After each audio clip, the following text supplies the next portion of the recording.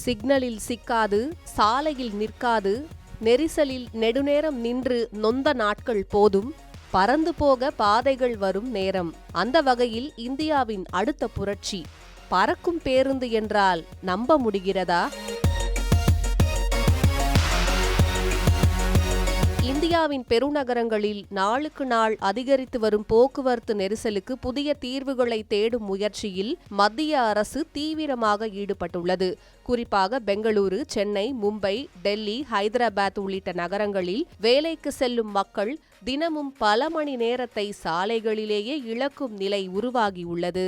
இந்த சூழலில் நாட்டின் போக்குவரத்து அமைப்பை அடுத்த கட்டத்திற்கு கொண்டு செல்லும் வகையில் பறக்கும் பேருந்துகள் விரைவில் அறிமுகப்படுத்தப்படும் என மத்திய சாலை போக்குவரத்து மற்றும் நெடுஞ்சாலைத்துறை அமைச்சர் நிதின் கட்கரி தெரிவித்துள்ளார். லக்னோ கான்பூர் அதிவிரைவு சாலை திறப்பு விழாவில் பேசிய அவர், மின்சாரத்தில் இயங்கும் அதிவேக பொது போக்குவரத்து அமைப்பை உருவாக்க அமைச்சகம் நடவடிக்கை எடுத்து வருவதாக கூறினார். இந்த புதிய சேவை மூலம் மக்கள் ஒரு இடத்திலிருந்து மற்றொரு இடத்திற்கு மிக குறுகிய நேரத்தில் சென்றடைய முடியும் என்றும், பயணத்தின் வேகத்தை கூட உணர முடியாத அளவுக்கு அதிவேக அனுபவம் கிடைக்கும் என்றும் அவர் குறிப்பிட்டார். பறக்கும் பேருந்து என்பது விமானம் போல வானில் பறக்கும் வாகனமா அல்லது சாலைகளுக்கு மேலே அமைக்கப்படும் உயர்ந்த மின்சார தண்டவாளங்களில் இயங்கும் ஸ்கை பஸ் அல்லது ஏரியல் பாட் டாக்ஸி போன்ற அமைப்பா என்பது குறித்து அதிகாரப்பூர்வ விளக்கம் வெளியாகவில்லை.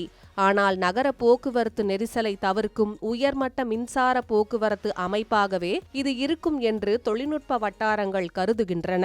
இந்த புதிய போக்குவரத்து அமைப்பு முழுமையாக மின்சாரத்தில் இயங்கும் வகையில் வடிவமைக்கப்படலாம் என்று எதிர்பார்க்கப்படுகிறது.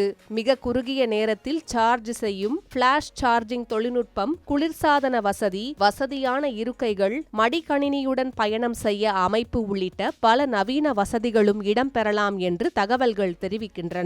இருப்பினும் இத்தகைய அதிநவீன போக்குவரத்து அமைப்பை செயல்படுத்துவது எளிதான காரியம் அல்ல.